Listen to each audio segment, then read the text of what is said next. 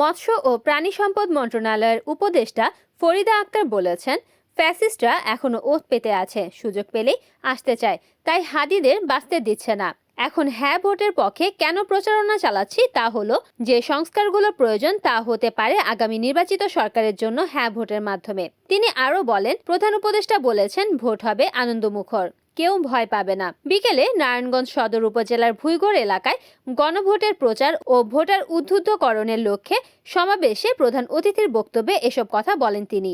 এ সময় আরও উপস্থিত ছিলেন নারায়ণগঞ্জ জেলা প্রশাসক রাহেন কবির, পুলিশ সুপার মিজানুর রহমান মুন্সি, জেলা নির্বাচন কর্মকর্তা আলমগীর হোসেন, সদর উপজেলা নির্বাহী কর্মকর্তা SM ফায়েজ উদ্দিন সহ ঊর্ধ্বতন কর্মকর্তা ও বিভিন্ন ওয়ার্ডের ইউপি সদস্য, শিক্ষক ও স্থানীয়রা। সমাবেশের শুরুতে ভোটের গাড়ির মাধ্যমে ডিজিটাল পর্দায় প্রধান উপদেষ্টার ভাষণ সহ ভোটার উদ্বুদ্ধকরণের গান ও বিভিন্ন চিত্র তুলে ধরা হয়।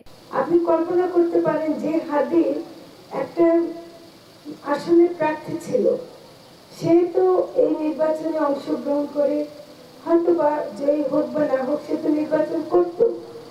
এই ফ্যাসিস্টের গোষ্ঠী এখনো যে কোথাও না কোথাও ভোট পেতে আছে, এখনো তারা সুযোগ পেলে আসতে চায়, তারা কিন্তু হাদিদের মতো যোদ্ধাদেরকে বাঁচতে দিচ্ছে না।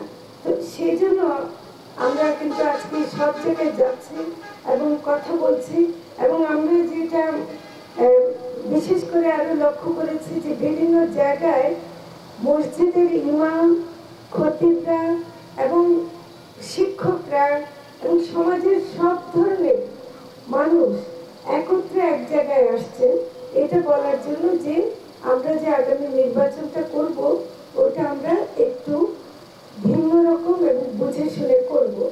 এখন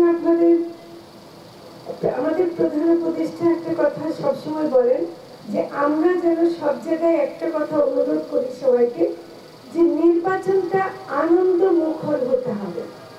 আমরা ভয় পাবো না নির্বাচনে ভোট দিতে গিয়ে, যেন ভয় না পায়। এজন্য আমার বোনদের প্রতি, মা খালাদের প্রতি আবেদন যে তারা যেন কোনো ভয় না পেয়ে তারা যেন অবশ্যই ভোট দিতে যান।